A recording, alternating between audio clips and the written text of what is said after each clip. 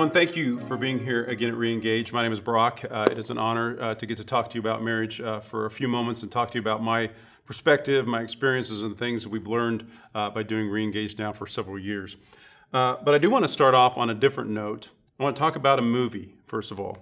I'm a little bit of a fan of the movie Back to the Future, and I hesitated talking about this because I didn't want to spoil it for someone, but then I thought, well, it's been 35 years since the movie came out, so I'm going to go ahead and talk about it. But in Back to the Future, it's really cool because they obviously get to go back in time and see their former selves and all this kind of stuff. And so it's always led me to think, how cool would it be if I could go back and talk to myself at some other point in my life earlier in and maybe save myself from a lot of problems. But then, what would I tell that guy?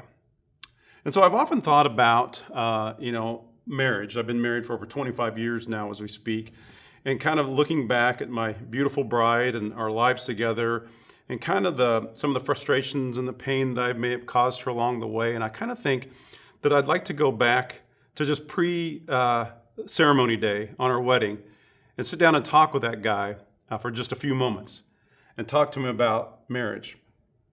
So, I realized at that point in time that I believed certain lies about marriage, about the way marriage should be. They were ingrained in me. These were the truth. This is how marriage should be. I believed certain lies.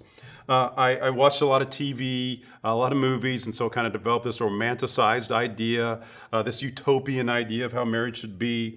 I grew up in the church, and so oftentimes I'd hear kind of mixed messages about how the man was supposed to be kind of domineering in the marriage relationship, and kind of what he said went, and I kind of believed that a little bit. So all those lies were kind of mixed in there, and I don't know if they necessarily even lies, but maybe the way I perceived those things, and they became lies or distortions of the truth. For me, a lot of times we see how our parents lived in marriage, and so we start to believe those things, that maybe that's the truth about marriage should be. But I have a contention. I don't know if I've ever brought up that I've had a contention before. It feels good to say I have a contention. Is that every one of us, when we got married, we had misconceptions about marriage and the ways things should be, and those things were so ingrained in our brains, those misconceptions, that we became convinced that that was the truth and that's the way things should be. The problem is those misconceptions, those even lies about marriage, they can become a reality to us. And therefore, when our marriage doesn't measure up to that, we think something's wrong with the marriage. When in reality, the problem may not be our marriage at all. The problem might be the lies we're believing about our marriage. And so if we accept this truth that just can't possibly be ever lived out or is a lie, and we don't achieve that and think, well, our marriage isn't doing that, then our marriage must be bad, then we've really got some problems. So what are some lies maybe that you are believing or you believed about marriage? Maybe you don't even know, but let's try to talk about some of those things today. Because I really do believe in my life, as I've reshaped, reframed, renewed, reformed, whatever it would be, my ideas about marriage, things have gotten us so much better. In Romans 12, verses 1 through 2, it says this, "And so, dear brothers and sisters," it feels very preachy saying dear brothers and sisters, "I plead with you to give your bodies to God because of all he has done for you." So when it says this idea about give your bodies to God, he's saying give your entire self to God. Let your entire selves be a living and holy sacrifice, the kind that God will find acceptable. This is truly the way to worship him. This is truly the way to worship him. Don't copy the behavior and customs of this world, but let God transform you into a new person by changing the way you think, by helping you with those misconceptions of those lies, those things of this world that we bought into. Then you will learn to know God's will for you, which is good and pleasing and perfect. It's interesting, and this is a weird theological, nerdy thing I'm getting ready to say. Typically in Scripture, when there's a therefore, it says therefore, and if you read the New International Version of the Scripture, there's a therefore there. And so when you read a therefore in Scripture, you have to ask this question: what is it there for? Sorry for all the groaning that's probably happening right now, theological nerd humor. But it says right before this that we get this idea that God is the source of all things. God is the source of knowledge, guidance, creation, and he's someone we can trust. And so there's this idea, because God is so good and so great, therefore, renew your minds. Therefore, change the way you think. So We need to take on, because he's so good and so powerful and so kind, we need to develop his way of thinking, not the misconceptions that we've had in the past. So I mentioned him before, but one of my favorite marriage authors is a guy named Gary Thomas. Again, I hate it when people make fun of me that I have a man crush on Gary Thomas, because I do. I don't. I'm sorry, I said that wrong.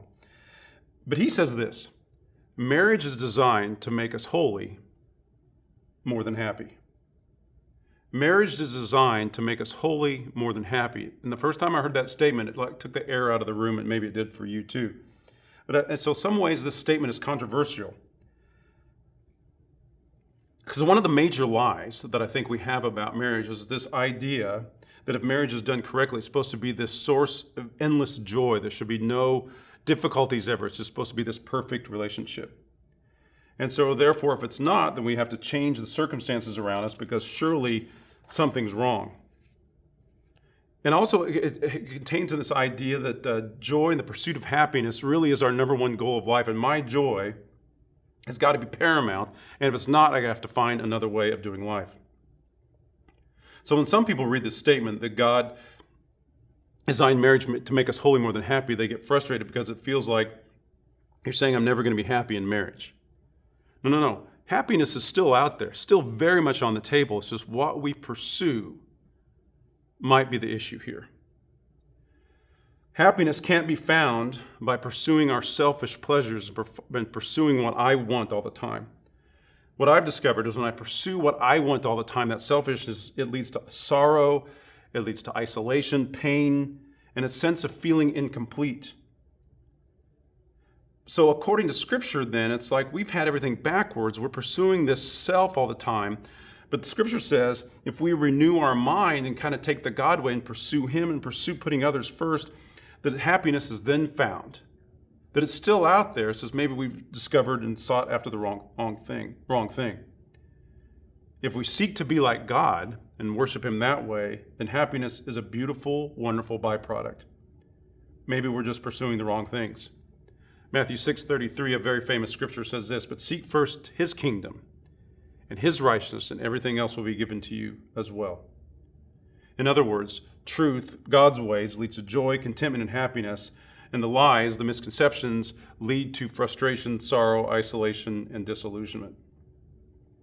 So some of the lies, I believe, that we bought into, here's some marriage lies, and I'm sure you can have some more of them, but one of them is that love is a great emotional high all the time, that we should always feel in love with this person. If we're not feeling it, we must change our circumstances. But according to Scripture, according to what I've seen about marriage, love is not so much a feeling, but love is action. Feelings are very fickle. Actions are very concrete and very tangible. I believe tough times are inevitable. There's kind of this ebb and flow that kind of happens, ups and downs in every relationship. And it's interesting that studies show that as couples endure those ups and downs, that as they go through life, their marital satisfaction actually increases as they've gone through some ups and downs together. It's inevitable that that's going to take place. Another lie I think that we believe is my marriage problems are unique, that I'm alone. One of my favorite aha moments in my marriage relationship was during re-engage. I'm sitting there in our very first group with some friends, and I had this aha moment of like, oh my gosh, I thought these were unique problems, that I was the only one, that we were the only ones, and everybody around the circle had very similar problems. And I often thought times that my wife was the one that had the problem, and then I'm realizing sitting in this circle as all these other women were sharing the same perspective, I'm like, oh no, maybe I have the problem. It is a great counseling principle, is not to rush to a solution, but to dig around a little bit. And it's difficult not to do that, to just rush to a solution. But each time I talk to someone, realize their problems are not unique. And I've heard similar stories my whole life about that now. And I've seen God work through every one of those situations and circumstances. So oftentimes we rush to the solution that my marriage is unique. We rush to a quick answer, but realizing it's a process we need to work through, that all of us have marriage problems. Another lie I think we believe is the soulmate mentality. If things aren't great, one of the first thoughts I think that we often have is I married the wrong person. So one of my good friends who's a therapist says that oftentimes we get in a relationship when we experience one set of problems and we think if I were to leave this person and go to someone else, that I'd be leaving this set of problems. And all he says is that all we're doing is exchanging one set of problems for another set of problems because we all have problems. If this is logical, then that we're leaving these problems, then it seems like the divorce rate should be a lot smaller for second marriages, but it is not. Who you are married to is, again, we've talked about this before, the one God has mystically joined you together. And even soulmates, who you marry, that's the one God has become and made your soulmate. Even soulmates have struggles. It's our curse that we have as people of self-focus, self-preservation. Tough times, tough seasons, they come our way. My spouse is supposed to be my source of joy in this life, and if they are not, I'm on my way. The famous line from the Jerry Maguire movie, "You complete me," that somehow that I couldn't find joy in this life. But there's some truth to that they bring us joy, but I think this idea that if this person is not our sole source of joy, we're really in trouble. There's a researcher named Eli Finkel, that's a fun name, but he said we put so much pressure on our spouse to be everything, when actually we need to have friends, we need to have relationships, we need to have other people, we need to have other folks that we can do things with, to have that person. They can't be all one. They're not perfect. They're not Jesus. Ultimately, God is the only one that can handle all that pressure, and we've got to have a connection with Him and realize that my spouse is a source of joy, but not the source of joy in my life. God, community, serving, being with other people, that's a better recipe for joy. But I think if I could go back and talk to myself, talk to that young guy, 25 some years ago, I think here's what I'd tell him. These lies are out there and you believe them. You've bought into those, and those things are going to mess you up. But here's the truth. You serve her, you compliment her, you look out for her interests, the things that she wants to do. You do those things, you pursue those truths. You're going to have a beautiful, beautiful relationship. There's going to be ups and downs. She's not the source of everything. But you pursue those truths, and that's going to be very fulfilling for you. If you do this, if you do those things, you'll learn what it means to be a Christian person, holiness. If you do this, you will have a much more fulfilling life in marriage because you've learned to put someone else's needs first, and you're actually going to find happiness through that. So you pursue holiness, you're going to find happiness. Don't believe the marriage lies that are in your brain right now. That's what I tell that guy. So, based upon this, here's your homework from tonight's talk. Maybe write out some lies that you think that you've bought into. Maybe from movies, from books, from the church, from other people, social media. Social media teaches us a lot of lies about what's happening in real life. Maybe write out some things that you think are lies and ask yourself some questions. Why do I believe these lies? What is the source of those things? And what can I do to remind myself of what is true? How can I find out what is true and pursue those things? So my challenge is for all of us is to realize that our problem maybe is not our marriages. Our problem might be that we bought into some lies and some misconceptions about marriages. When our marriages can't live up to those, we get frustrated. But maybe the problem, again, isn't our marriage. We need to go back and figure out what those misconceptions and those lies are and find the truth. Replace those lies with the truth, and we can have a very fulfilling, wonderful marriage. Thank you guys for your time.